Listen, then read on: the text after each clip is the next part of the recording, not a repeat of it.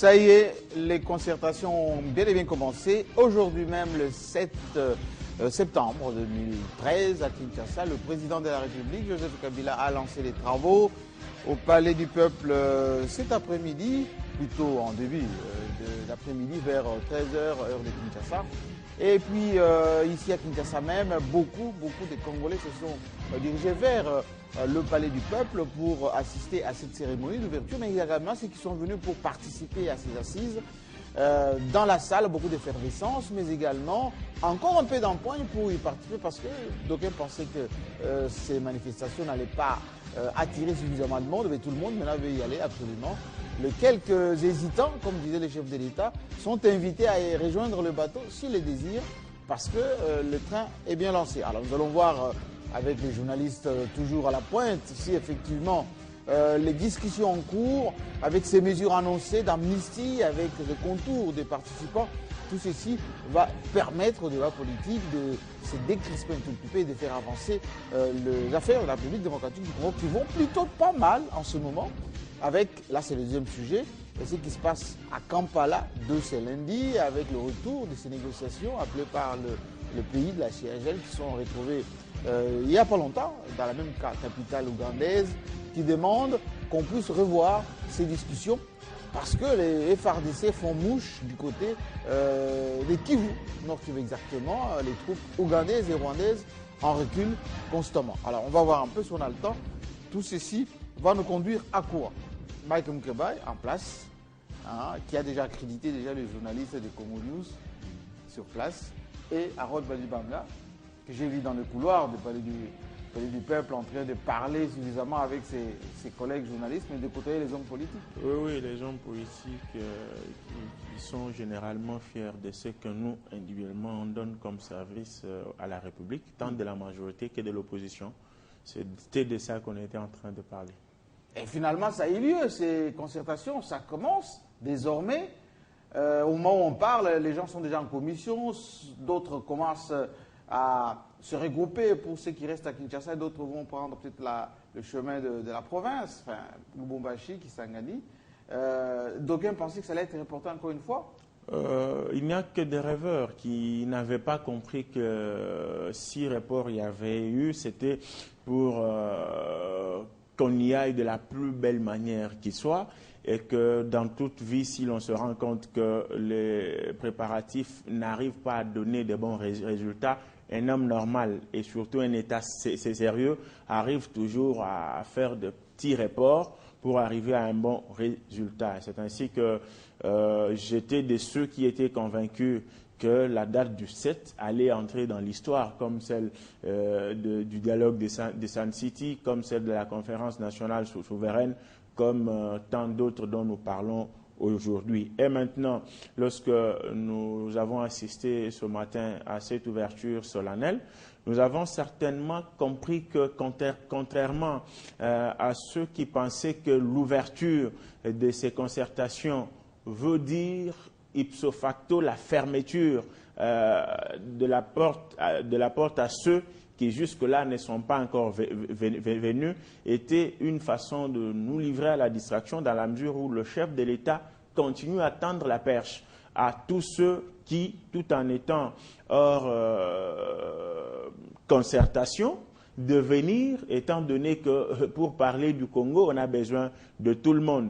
J'ai suivi ce matin sur la RFI le président national de l'UNC, qui, tout en n'étant pas dans les concertations, finit, malheureusement ou heureusement, c'est selon le cas, d'appeler ceux qui s'y sont déjà à ouvrir l'œil et le bon. Mais moi, je me dis non, il ne fallait pas demander à ceux qui sont dedans d'ouvrir l'œil. Bon, il fallait y être soi-même pour ouvrir l'œil et le bon. Lui, il ouvre l'œil de l'extérieur. De l'extérieur maintenant, et pourtant, il faut être dedans pour dire ce qu'on a dans le ventre, dans la tête, pour faire participer, pour plutôt participer au développement de la République. Ça, c'est la première impression que j'ai eue par rapport à l'appel du chef de l'État et par rapport aux différentes réactions des hommes politiques. On va y revenir pour un peu décortiquer les discours du président de la République. 22 minutes exactement de discours avec beaucoup de déclarations et je dirais d'engagement ferme. Mike Mkebai, parce que grosso modo, l'ensemble de l'opposition disait, bon, pour qu'on y aille, il faut la modification de l'ordonnance présidentielle. Mais finalement, on a vu le MLC, on a vu d'autres, on a vu l'UDPS une partie, ils sont venus quand même. Au sein de la majorité, certains voulaient que ça soit quelque chose, on va dire, beaucoup plus large, ouvert à beaucoup plus de majorité de société civile, mais c'est parité. On a vu beaucoup plus de gens, mais il y a des forces, des personnalités.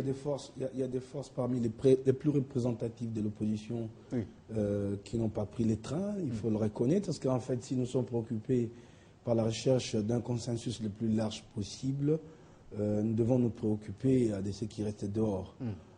Plutôt que de nous féliciter. D'où la phrase du président de la République, c'est que ce qui hésite encore à venir, la porte est ouverte. Bon, il ne suffit pas que le président de la République fasse cette ouverture, mais il y a des préalables qui ont été posés.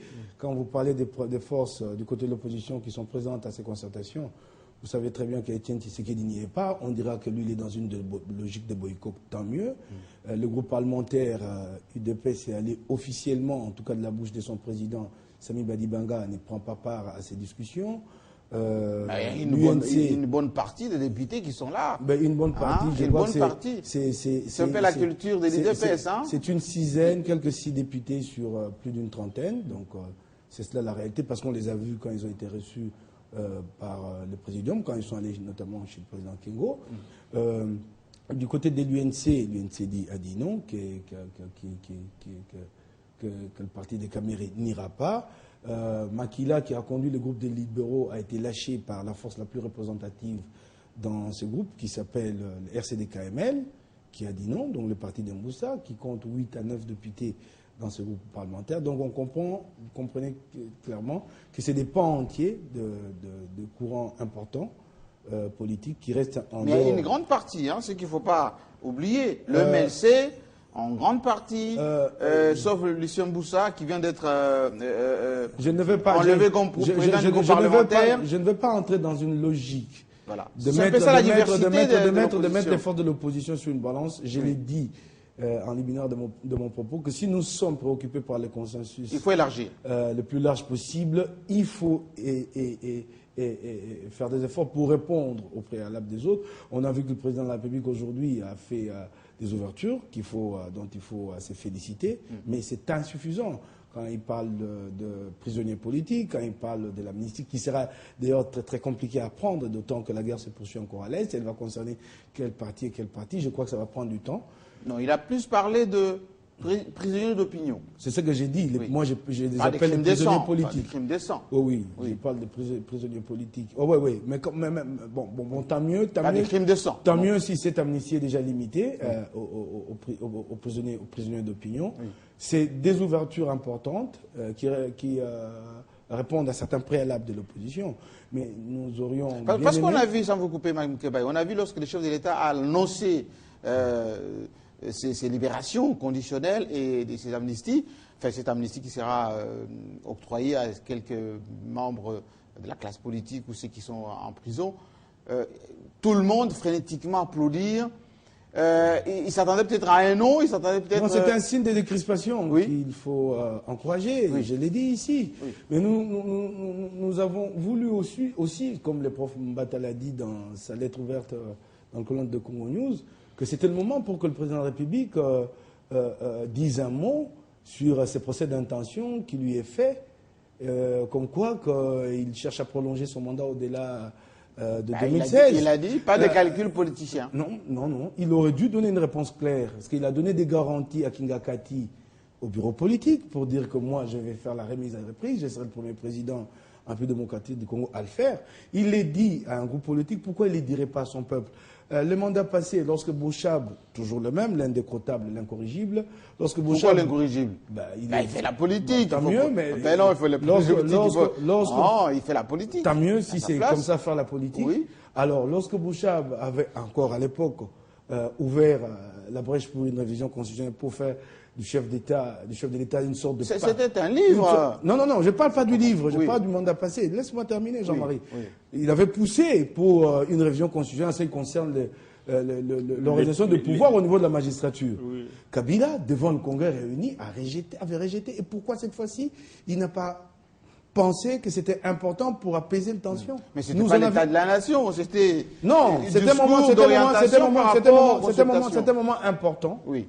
D'autant qu'il a besoin de rassurer, de donner de garanties aux opposants. Je crois que c'était le moment de les dire. Et qu'il ne l'ait pas dit, amplifier mais est-ce que vous ne pensez pas qu'un chef de l'État n'est pas à répondre aux rumeurs? Parce que ça, ce sont des rumeurs qui n'ont rien à voir avec les choses sérieuses. C'est pas de rumeurs. C'est pas de rumeurs. C'est dit dans quel texte? Pardon, Jean-Marie. Les pratiques politiques ne sont pas toutes inscrites.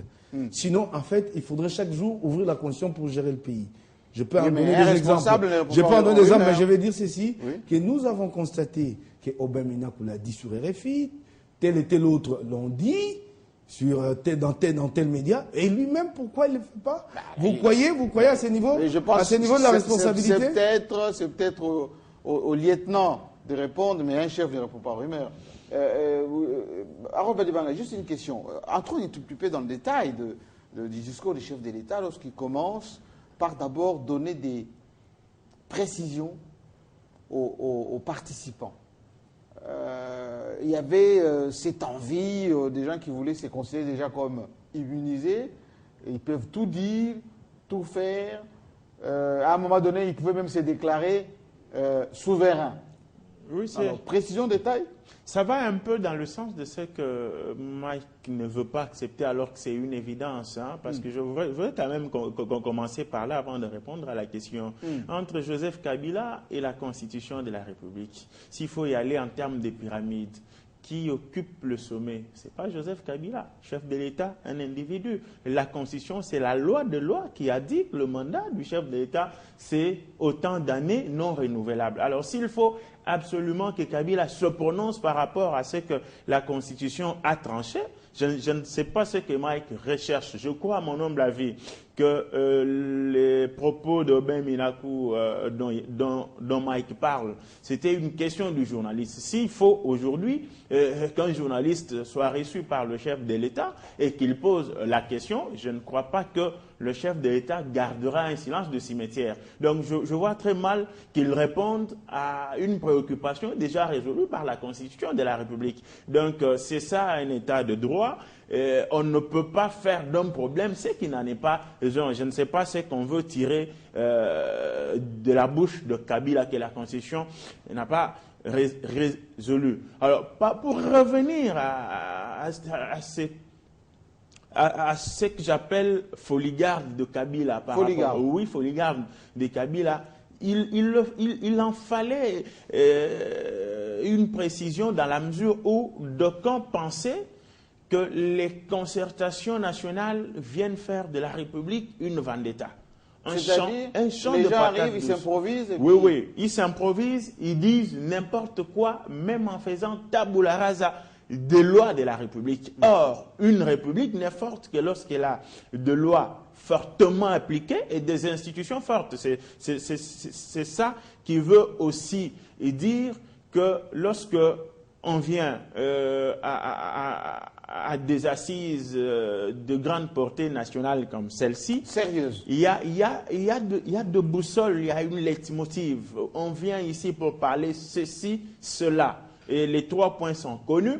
Et lorsque nous y venons, nous ne venons pas faire un peu de la conférence nationale souveraine qui appelait pour parler des questions de la République. Brusquement, de la manière inattendue, la conférence nationale souveraine s'était transformée en une tribune d'accusation et de règlement des comptes à un régime, alors que c'est le régime qui avait fait venir ces gens pour parler de la République. Est-ce qu'il fallait se mettre à injurier Mobutu à l'époque ou il fallait donner des propositions pour qu'elle en sorte de la crise? Et donc, lorsque le chef de l'État parle de tout ce qui doit se faire, d'abord avant d'évoquer les lois de la République et la Constitution qui doivent être observées pendant les travaux, il a donné des garanties d'hommes d'État à ses compatriotes. Il dit, vous devez parler en toute sérénité, en toute liberté. Sortez tout ce que vous avez dans la tête et dans le ventre. Mais attention, nous ne sommes pas un pandémonium. Les lois de la République existent. Cela ne veut pas dire qu'il y a des questions tabous. En commençant par lui-même, il a dit qu'il n'y a pas d'agenda